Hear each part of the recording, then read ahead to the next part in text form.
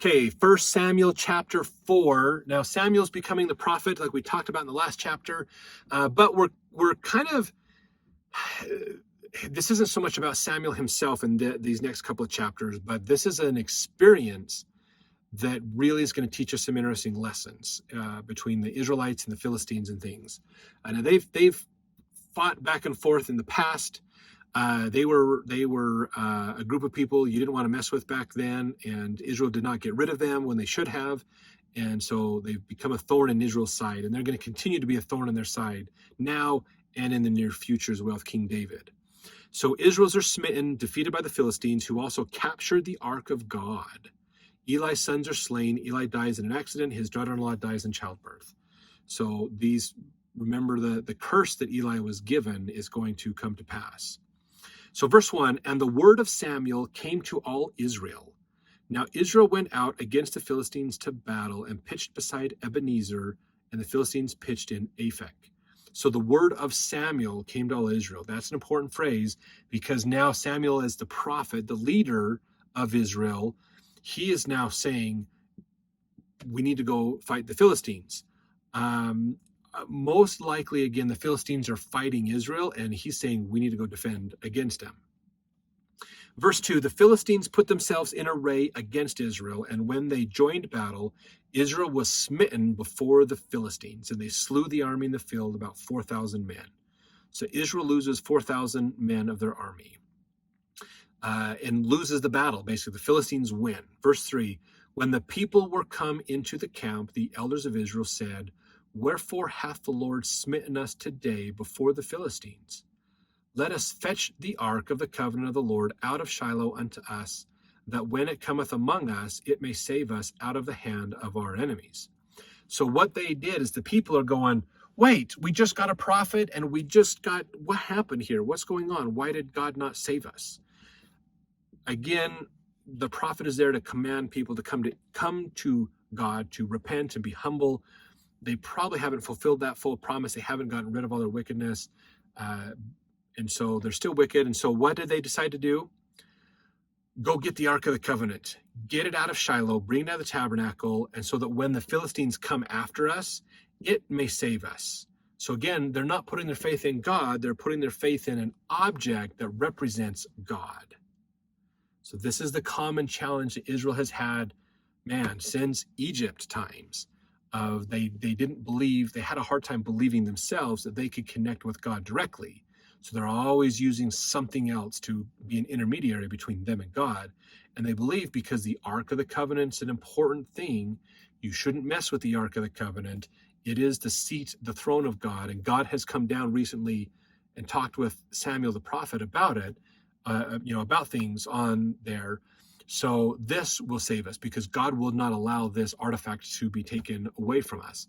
So if we use it as our shield in essence, God will protect us. I think there's a really great thought in here for us as well of sometimes how do we hide behind spiritual artifacts ourselves? Maybe we hide behind certain things like, oh, the garments will protect me. Oh, the scriptures will protect me. Or maybe I hide behind a calling. My calling will protect me. Or if I'm sad, I need to go to the church house or whatever. Sometimes maybe in our lives, and you can put in the comments if you've ever experienced this, but maybe sometimes we put our faith in an artifact and not in God himself.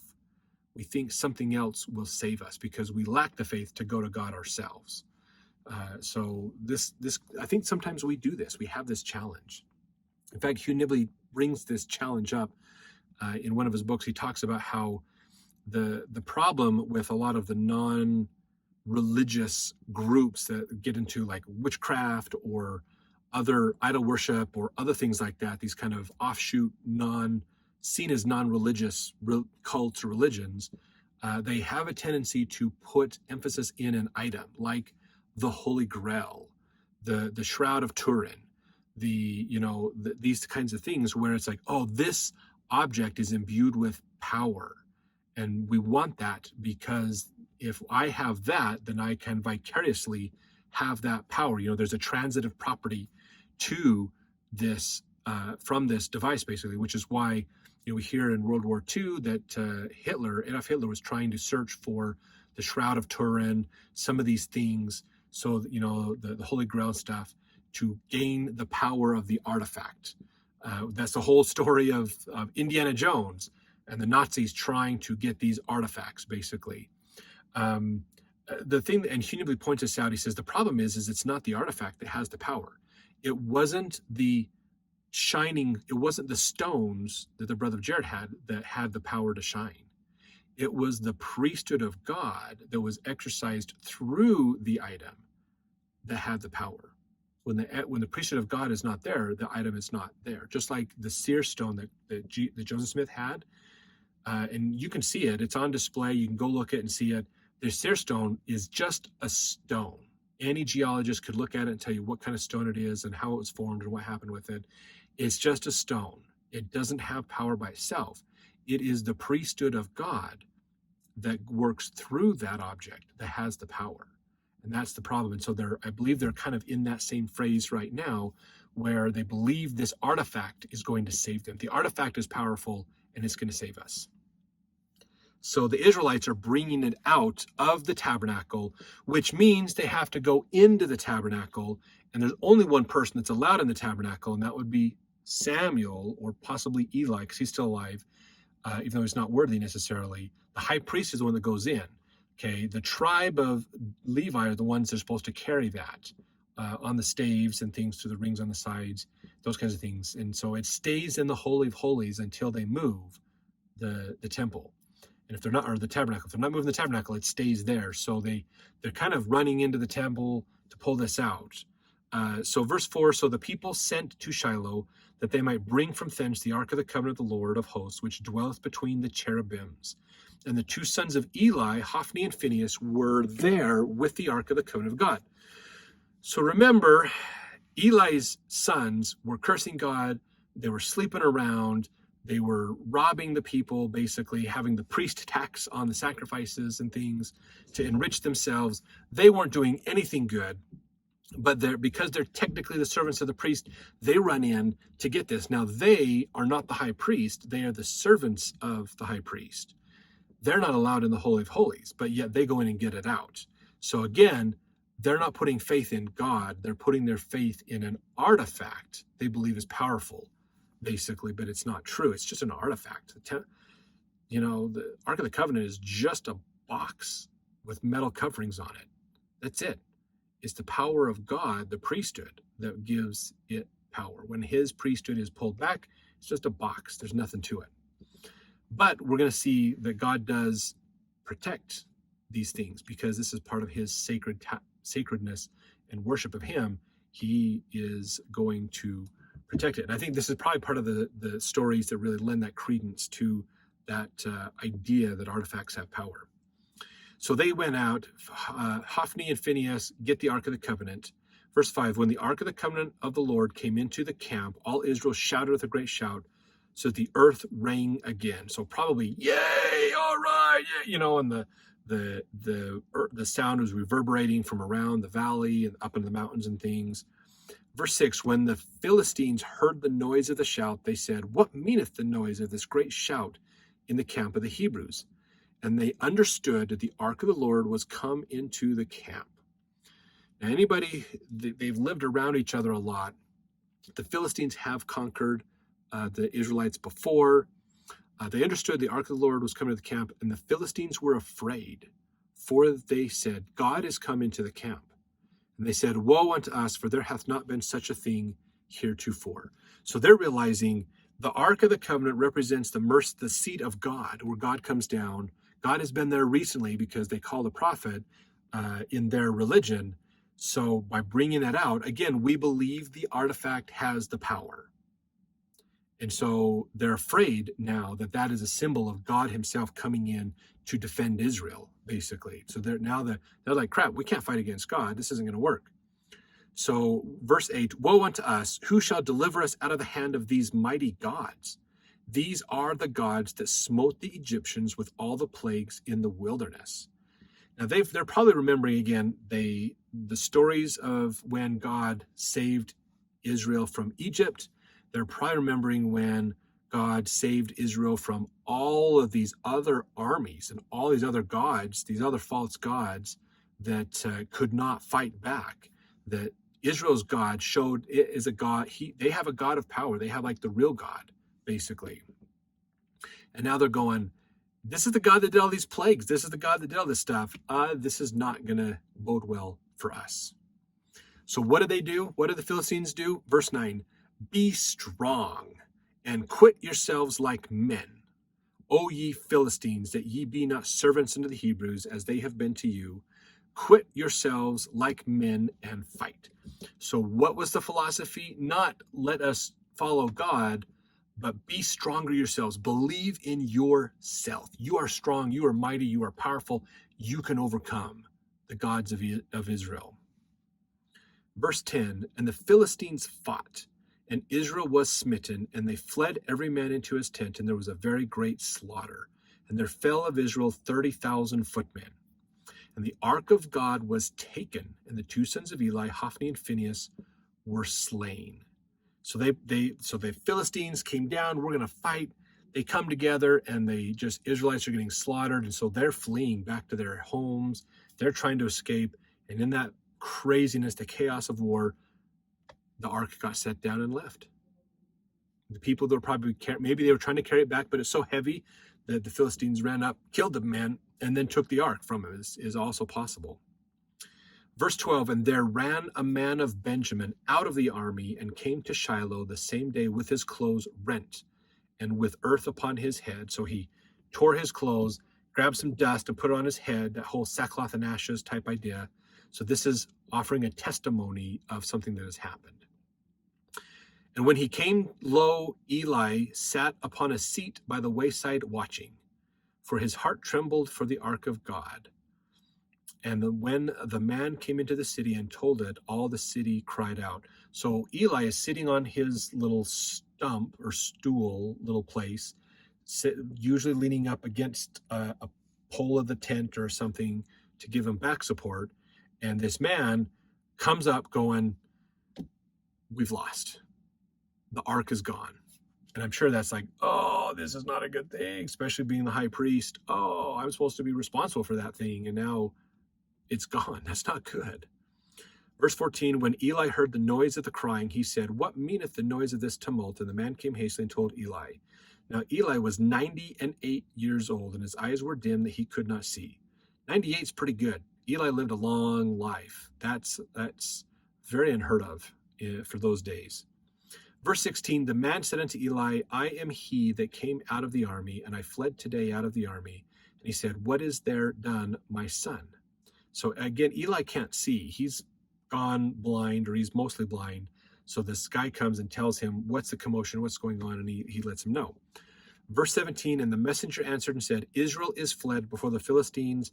There have also been a great slaughter among the people, and thy two sons also, Hophni and Phinehas, are dead, and the ark of God is taken. And it came to pass, when he made mention of the ark of God, that he fell from off the seat backward by the side of the gate, and his neck brake, and he died. For he was an old man and heavy, and he judged Israel 40 years.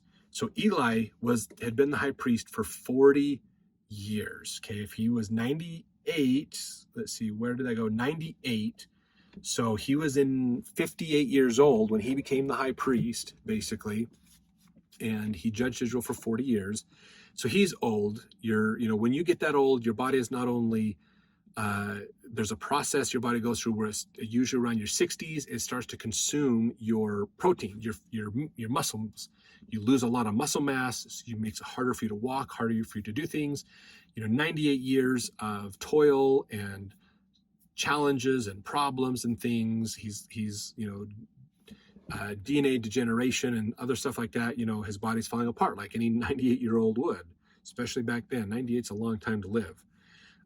Probably because he didn't have a field to go glean. He didn't have a field to work in. He worked at the temple. He didn't have a lot of manual labor to do. Probably helped him to live a little bit longer. And he had plenty of food to eat because he's always eating these sacrifices and things that were coming through. But he sat there and he was shocked by what happened. He probably fell back, went off to the side of his seat where he was on. He fell to the ground, and he broke his neck, is what it said. It could mean he kind of hit and he kinked his neck, but he kinked it fast and hard, bam, popped it. Maybe he fell and hit his head and his head kinked, broke his neck, whatever, but he died, basically. At 98, his bones are probably pretty frail, probably pretty brittle, and so Eli is dead. So the prophecies are being fulfilled that told him, your family is going to die away in the future. You're not going to have future kids. So he's dead. His two sons are dead. Verse 19, and his daughter-in-law, Phinehas's wife, was with child, near to be delivered. So she's pregnant, about to deliver. And so they're probably thinking, oh, maybe we're going to have a son. She'll bear a son, and our family line will continue forward. Even if we all die, then he can be raised and continue forward. Well, when she heard the tidings that the ark of God was taken and that her father-in-law and her husband were dead, she bowed herself and travailed, and her pains came upon her. So the stress of the dealing with the loss of her husband, the loss of her father-in-law, the ark is gone. Oh, and just the horrible stress of all this happening induces labor. She's going into labor. Verse 20, about the time of her death, the women that stood by her said unto her, fear not, for thou hast borne a son. But she answered not, neither did she regard it. So she died in childbirth, basically. She died in childbirth. Verse 21, and she named the child Ichabod, saying, the glory is departed from Israel, because the ark of God was taken, and because of her father-in-law and her husband. So Ichabod, the name means no glory. The glory of God has left Israel, basically. What a name for a kid. Can you imagine that? That's crazy. Verse 22, and she said, the glory is departed from Israel, for the ark of God is taken. So that's the end of this chapter, basically. So a bad spot for Israel. A lot of lessons for us to learn in there. But again, rather than have their faith directly in God, they had their faith in the symbol of God, and it left. I think sometimes we do this with a prophet, where sometimes when a prophet dies and then they call the next prophet, some people have a hard time with that. If you've had a hard time with that, I'd love to hear your experience about this. That sometimes I think we put too much emphasis on who is the prophet, and we make them kind of a rock star to an extent, rather than realize that it's not the person in the calling that's cool. It's the calling, it's the priesthood of God that person holds that's the important thing. So, and I've heard people that, oh yeah, I loved the church under so-and-so, President so-and-so, and when he died and the next person came in, I didn't like the church anymore, so I became less active or things. So I think that's kind of the same idea of I'm putting my faith in an object rather than in God himself. It's God's laws, it's God's commandments, not the person. Sometimes policies change when you have a different prophet. Sometimes things will shift and adjust with different prophets. And that's not saying that it's that prophet putting their personality into the role. It's saying that it is time for that person to bring the next part of what God wants done forward. So that person's been prepared by God to bring this message that they are supposed to bring.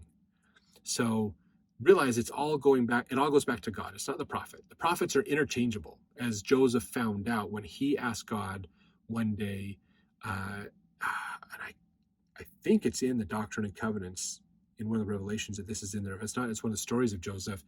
He asked God one day, God, what would have happened if I hadn't have translated the Book of Mormon? What if I just said, no, I don't believe it, I don't want to do it? What if I denied the first vision? What would have happened? And God looked at Joseph and said, well, I had a few other people that I was preparing to take that spot if you didn't. And so Joseph Smith realized, oh, I as a person am not important in the cogworks. I'm here in a role, but I'm not the important part. Okay, and this is the lesson that Oliver Cowdery struggled with in his life as well. He really struggled. He was so important to the start of the church. He did so much. People used to say when he would get up and speak, it just felt like he was speaking from heaven, or just speaking with this heavenly power. He had this amazing power to command and to speak and to do things because the Spirit was with him. And when he left, from what I understand, the argument or discussion that he and Joseph had was basically Oliver Cowdery saying, I'm important to this church. If I'm not a part of this church would not run so well. I personally am important. Without me, I'm an important cog in this wheel, the wheels of God's work. And Joseph said, you really aren't, Oliver. You're really not. And he said, oh yeah, if I left this church, if I ever left this church would fall and crumble. And Joseph's reply basically was, well, you try that, Oliver, and let's see what happens. So Oliver left the church. He left it. And what happened?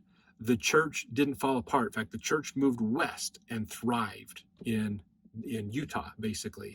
And it was then when it dawned on Oliver, I'm not that important. When he finally humbled himself and said, the church has moved on. God has moved away from me. I didn't move away, I moved away from God. God didn't move away from me. The church has moved, and I'm left behind by my choice. I was asked to go, but I didn't go. So then he eventually made it over to Utah after the saints had been established here for a little bit, and he asked for forgiveness and bringing him on, had him speak they brought him up at a general conference and met and says, by a show of hands, who will let him in? Everybody showed their hands. Yes, you're back in fellowship. And so they rebaptized Oliver. They brought him back in the church. But they said he never had that spiritual power that he could speak and do things anymore. He was just an average guy now. Didn't have that spiritual power. He'd lost his gifts. And so he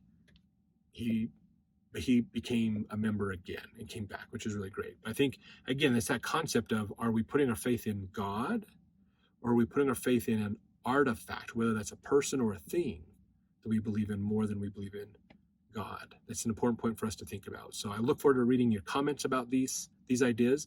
And let's jump to the next chapter to see what happens now that the Philistines have the Ark of the Covenant. What does that mean? We'll see you then.